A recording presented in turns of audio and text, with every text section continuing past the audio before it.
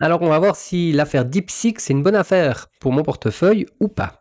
Donc, lors de cette affaire justement DeepSeek, donc l'IA chinoise qui vient concurrencer l'IA américaine, justement, donc les Chinois en ont parlé suite aux menaces de Trump sur tout ce qui était les frais douaniers et TikTok. Il y a aussi l'affaire TikTok, tout ça. Donc, eux, ils ont sorti DeepSeek et en fait les marchés boursiers américains, eux, ils ont paniqué, Nvidia et d'autres ont chuté.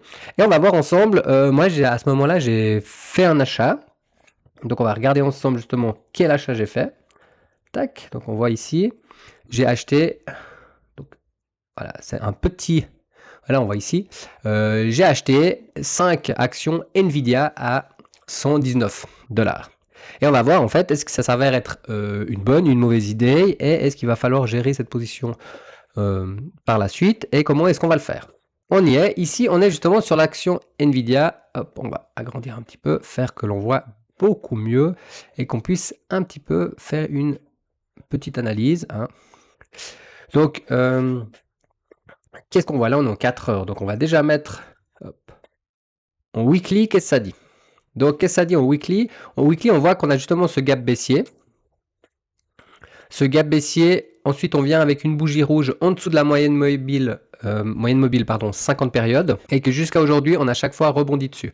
On se rend compte que les seuls moments où on était dessous, c'était cette phase-là. Tac, et après on s'est retourné, donc on parle de avril 2022 jusqu'en janvier 2023. D'accord, donc ici, on passe en dessous, là, on a une grosse bougie verte, hein, qui serait une bougie haussière. On va regarder aussi par rapport à notre RSI, si je fais, hop, voilà.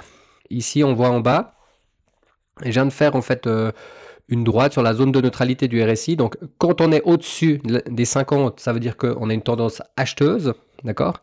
C'est le Relative Strength Index. Donc en fait, c'est un indice de puissance. En fait, est-ce qu'on est plus acheteur ou plus vendeur? Excusez-moi. Là, on se rend compte qu'on reste encore acheteur, bien qu'on vient se poser sur cette zone de neutralité. À faire très attention, maintenant ça veut dire qu'il faut surveiller la position. D'accord? Ça ne veut pas dire qu'on doit devenir vendeur ou qu'on doit changer notre stratégie.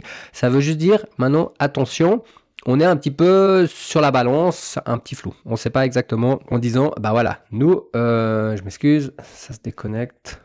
Voilà, c'est bon, hop, pardon.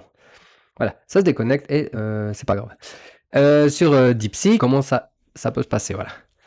Et qu'est-ce qu'on a? Donc ici, on se rend compte qu'on est juste au-dessus de la moyenne mobile, d'accord? On est repassé au-dessus. La moyenne mobile 50 périodes en weekly. Si on va prendre en monthly, donc une bougie égale un mois, on se rend compte qu'on est ultra haut, d'accord? Donc ça, voilà, on est de toute manière extrêmement élevé par rapport à tout ce qui est... tac, comment dire ça si on dit qu'on peut venir sur notre moyenne mobile 5 périodes pour repartir à la hausse, on se rend compte qu'on est beaucoup plus haut. Mais on se rend compte aussi que ça fait longtemps qu'on est plus haut que cette moyenne mobile. On a été dessus et dessous. Voilà, on reprend cette période entre avril 2022, février, mars 2020, enfin début 2023. Donc nous, qu'est-ce qui nous intéresse maintenant? C'est de savoir est-ce que fondamentalement c'est une action qui est intéressante ou alors fondamentalement en fait j'ai fait un achat impulsif et c'est absolument pas intéressant.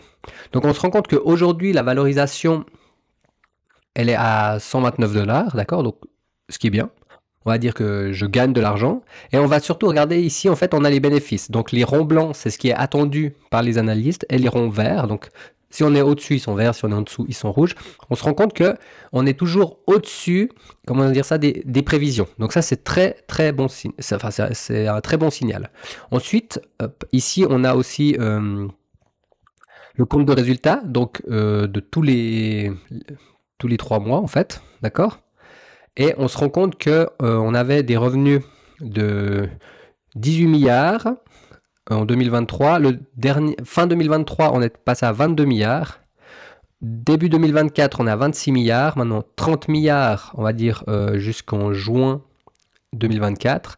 Et le troisième de 2024, on était à 25 milliards. Donc, qu'est-ce qu'on se rend compte concrètement que c'est en croissance. Il y a de plus en plus de ventes parce qu'il y a de la demande, je pense, donc clairement. Et ensuite, on se rend compte aussi que la marge nette, donc les bénéfices, elle est en croissance. On a 51%, 55%, 57%, 55%, 55%. Donc autant dire c'est une entreprise qui a une marge nette de 55%.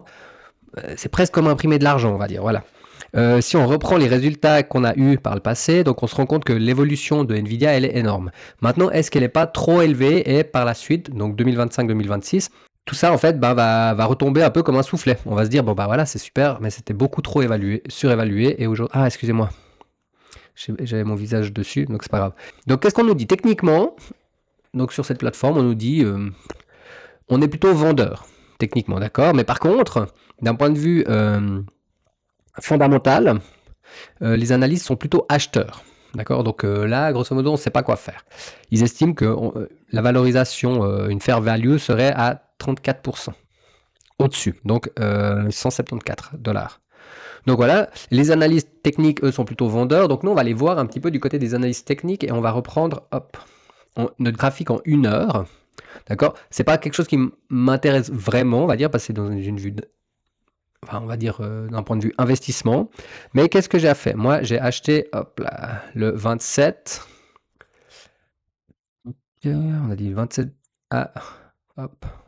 On va se mettre par là, hein, c'est pas parfaitement juste. Hop, je me mets en bleu. Et ici, je le note prix d'achat. Donc en fait, on se rend compte qu'en 1 heure, on avait une énorme tendance baissière. D'accord. Donc voilà, hop, le gap baissier.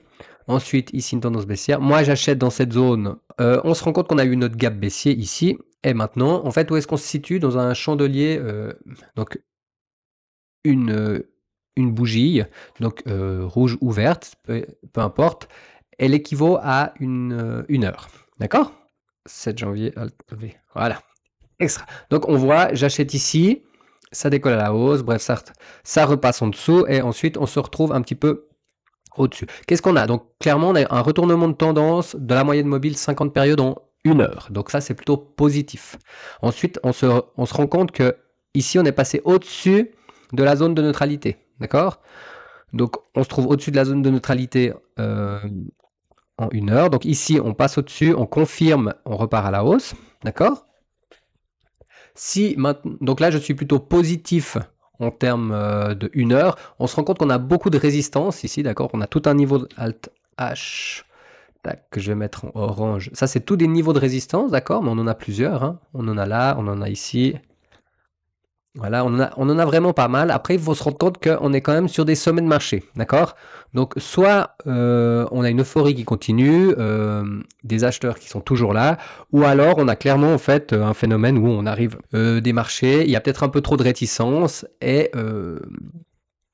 on finira par redescendre, d'accord? Donc moi, ce que je me dis, c'est que là, hop, on voit clairement notre résistance ici, qui est, hop, là, les supports ici, tac, tac, deviennent résistance là. D'accord, c'est assez simple à voir. Et ensuite, ici, on a toute une partie qu'on appelle la distribution. D'accord. Donc là, ça va être des acheteurs, des vendeurs. On se passe la balle, et ensuite, le marché prendra une direction. D'accord. Pour le moment, il a pas trop de direction là-dedans. Bien on voit qu'on a une jolie bougie verte sur la fin.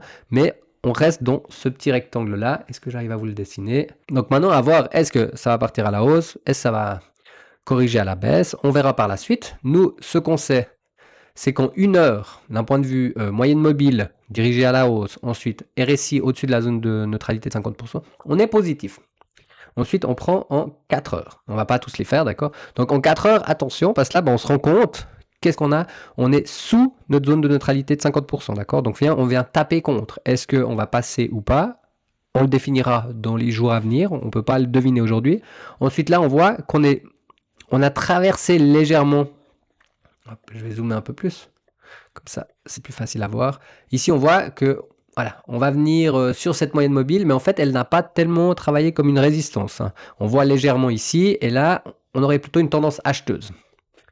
Donc, pour le moment, selon moi, d'accord, mais ça n'est que moi. Et là, on vient en 1 heure de nouveau. Non, en jour, excusez-moi, on est en daily. On aurait une tendance haussière, je pense, jusqu'à ce qu'on va arriver sous cette moyenne mobile ici, donc aux alentours des 130. On peut dire les 132, je pense. ça risque de devenir un petit peu plus compliqué, d'accord? Là, on voit qu'on reste en dessous, le RSI reste en dessous, donc on n'est pas haussier, on va dire, en 4 heures. En 4 heures et en un jour, on n'est pas haussier. Par contre, en une heure, on est haussier. En weekly, on est mitigé, d'accord? Et il serait très intéressant de voir par la suite, est-ce qu'on va avoir un crack là-dessus ou pas. Donc maintenant, une fois qu'on a fait tout ça, et pour ceux qui se sont un peu endormis, je m'en excuse, mais on a vu que d'un point de vue fondamental, c'est pas mal. Du moins, on atteint chaque fois les objectifs, on fait du bénéfice, on va pas aller beaucoup plus loin. Le ratio prix-gain, il a 50 fois, d'accord? Donc c'est élevé, c'est sûr, mais dans la tech, ça reste raisonnable, hein. Il y a des moments où Tesla était bien plus cher, c'était à 150 où le PER était beaucoup plus haut, d'accord? Earnings per shares, il est à 2,57, donc il est assez faible, hein, parce que je pense qu'il y a beaucoup d'actions en circulation, c'est pour ça. Ils ont un minuscule dividende pour dire qu'il y a un dividende. Et, euh, et voilà. Pour le moment, enfin, d'un point de vue ultra basique, on va dire que c'est plutôt favorable, bien que la valorisation elle est trop chère. Si on voudrait dire, voilà, euh, c'est de la tech, on est prêt peut-être à payer de la qualité, tout ça, on peut peut-être payer, au lieu de payer 20 fois les bénéfices, enfin 20 ans les bénéfices, on va les payer, je sais pas, 30 ans, comme ça, d'accord. Là, on est à 50, ça reste très surévalué, mais ça peut, ça peut tout à fait être intéressant. Donc pour moi, ça me choque pas trop. Je pense que actuellement l'achat est profitable, mais est-ce qu'à terme il le sera? Je sais pas. Et qu'est-ce que je vais faire justement pour garantir que mon achat reste profitable? Je vais en fait justement mettre un stop suiveur. Parce que mon but, il n'est pas de me dire, ah ben voilà, super, j'ai acheté ça à 18 et je suis pas prêt à perdre de l'argent là-dessus aujourd'hui. Je préfère me dire, bon bah très bien, je l'ai acheté à 18, j'ai fait une bonne opportunité. Par contre, je refuse de perdre, de le vendre quand il vaut 100 par exemple, d'accord? Ou quand il vaut 80. Si tout d'un coup on a un retournement de marché. Donc qu'est-ce que je fais là? Moi, sur mon application. Donc ici voilà, on a cette partie-là qui est intéressante toujours. Ça nous montre en fait, est-ce qu'on a eu, comment dire ça? Selon les critères de Guru Focus, est-ce que l'action elle est surévaluée ou sous-évaluée? Que on se retrouve sous-évalué, d'accord? Donc ils estiment également que l'action elle est sous-évaluée de 20%. Donc on peut partir de ce principe-là que l'achat a été bon et que bien qu'aujourd'hui l'action vaut 130, elle reste sous-évaluée. Ensuite ici on voit les différents un peu facteurs qu'ils ont, momentum, euh, force financière, si c'est de la croissance, est-ce que c'est profitable ou non, et la Guru Fair Value. Donc voilà, Guru Focus Fair Value. Ok, donc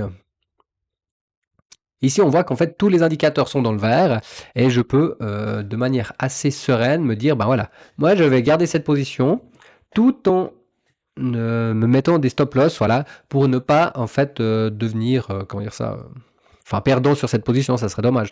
On voit, j'en ai acheté que 5, hein, donc c'est pas une grosse partie du portefeuille, c'est une petite partie, mais c'est quand même une petite partie qui reste intéressante. Et si je regarde aujourd'hui, j'ai gagné en totalité quand même 50 dollars là-dessus. Donc voilà, ça fait quand même 10% de rendement en quelques jours, ce qui est excellent. Donc voilà, euh, je vous tiendrai au courant des prochaines actions que je fais sur mon portefeuille. Si vous voulez savoir plus de positions que j'ai sur mon portefeuille, eh ben demandez-moi en commentaire, moi je réponds volontiers. Et si vous aimeriez qu'on aille aussi plus loin de tout ce qui est analyse et autres, j'ai un petit guide PDF que j'ai créé, si ça vous intéresse, où il y a en fait 10 points importants pour tout ce qui est la valorisation fondamentale des actions avec 10 critères, qui est totalement gratuit. Après, j'en ai plusieurs. Donc, je vous invite ça à le télécharger. C'est gratuit et c'est super intéressant. C'est issu de ce livre. Un petit instant. Donc, j'ai rien sorti de mon chapeau. D'accord? Ça vient de ce bouquin-là. Excellent livre d'ailleurs. Donc, je vous invite à le télécharger. Et comme ça, Vous aurez certains critères qui peuvent être super intéressants, surtout que selon les secteurs. Il faut faire attention aux valorisations, elles peuvent changer, d'accord? Un PE de 10 dans du secteur bancaire ou assurance, c'est pas la même chose qu'un PE de 10 dans une action standard. Si on prend du Novartis ou comme ça, c'est complètement différent. Donc voilà, je vous remercie d'avoir suivi et on se voit pour une prochaine vidéo.